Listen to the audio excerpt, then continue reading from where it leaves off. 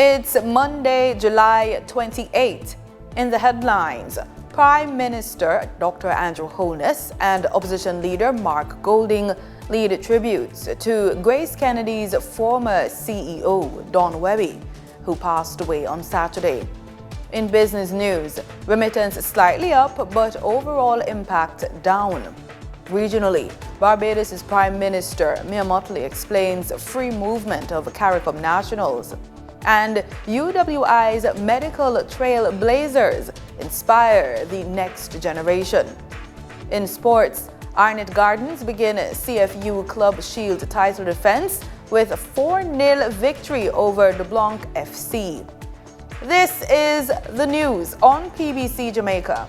I'm Simone Absalom Gale.